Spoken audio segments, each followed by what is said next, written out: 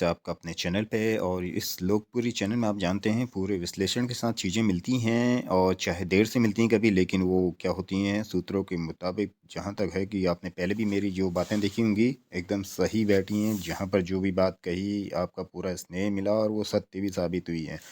यह आपको बताने की ज़रूरत नहीं है। यहाँ पर फ़िलहाल यहाँ पर जो हेडलाइन आप देख रहे हैं, सुप्रीम कोर्ट में आपको पता ही है कि प्राइमरी भर्ती का जो मैटर है यानी जो केस है वो लगा हुआ है, काफ़ी दिनों से लगा हुआ है। ठीक है, लड़ाई चल रही है, सरकार भी है, बीएड के साथी भी हैं, एनएमएस डीलर भी है, और शायद कोई और पहुंच जाए, कह नहीं सकते हैं, क्योंकि यहाँ पर इस समय कोई भी दिशा और दशा बहुत बुरी है यहाँ पर उत्तराखंड में। ठीक है, केवल केवल आप देख रहे हैं किस प्रकार का यहाँ पर चल रहा है माहौल। और जो ये भर्ती 2020-21 की है और 18-19 भी थी कुछ मामलों में, तो ये फैसले में अभी लगेगा वक्त।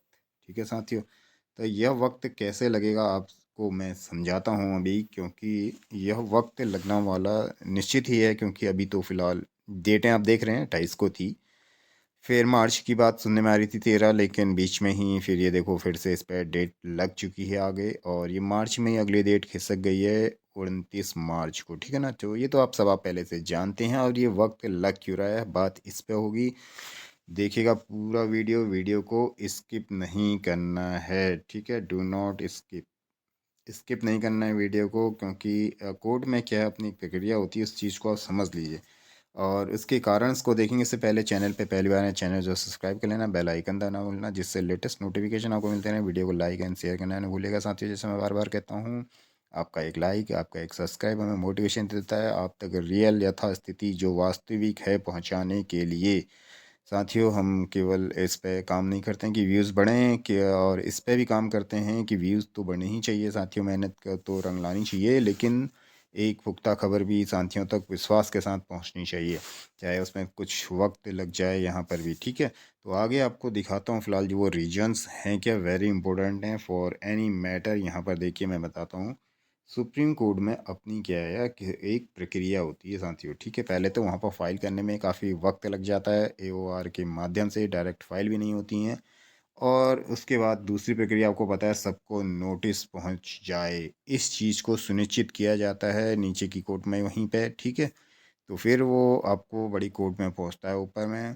तो इसी में काफ़ी समय पहले 2-3 महीने 4 महीने तो इसी पे लग जाते हैं साथियों, और बहुत जल्द कोई कर पाया इस प्रक्रिया को तो मान के चलो 60 डेज तो कम से कम 2 महीने तो लग ही जाते हैं इनमें। ठीक है, मिनिमम टाइम है, बहुत जल्दी भी कोई कर लेगा, छुट्टियां ना पड़े बीच में या कोई ऐसी बात ना हो, तो यह 2 महीने का समय तो यहाँ पर लग जाता है। उसके बाद साथियों जब सबको नोटिस पहुँच जाते हैं सारी पार्टियाँ जो भी हैं, और उसी दौरान अगर कोई नई पार्टी आ गई वहाँ पर बनने, तो फिर समझ लिए फिर वो टाइम एक्सटेंड हो जाएगा 2 महीने के लिए, और 1.5 से 2 महीना।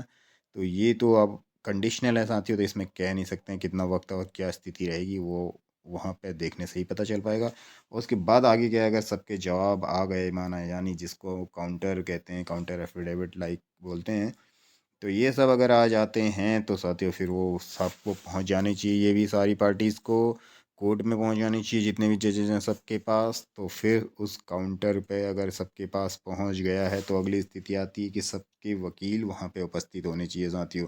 अगर किसी का भी वकील एब्सेंट है तो वो भी प्रॉब्लम हो जाती है कि बहस करेगा कौन, उन तथ्यों को समझाएगा कौन जज साहब को कि क्या बात है उसमें। ठीक है, तो ये भी वेरी इंपॉर्टेंट हो जाता है, उनकी अनुपस्थिति में भी जो है इसमें सुनवाई नहीं हो पाती है। और मुख्य पार्टियों के तो होने ही चाहिए, चाहे कोई सपोर्टेड छोटे ऐसे ऐड हो जाते हैं तो वो ना भी हों, लेकिन जो मेन पार्टियां हैं जिन्होंने डाला है और जिन्हें जवाब देना है क्यों नहीं है क्या है वाली बातें, तो वो तो होने चाहिए। और उसके बाद तो कोर्ट में होता है पक्ष विपक्ष जो भी है उसमें, जिसने डाला है और जिसके खिलाफ डाला है, यानी दोनों होती तो बहस होने का मौका तब बनता है वहाँ पर सारी इन प्रक्रियाओं के आगे होने पे। बीच में फिर से अगर कोई छुट्टियां और ये सब इत्यादि ना हो, कोई टेक्निकल प्रॉब्लम ना हो, और बहस होने के बाद साथियों तब अगर उसमें कोई चांस बनता है तो फैसला आने का बनता है।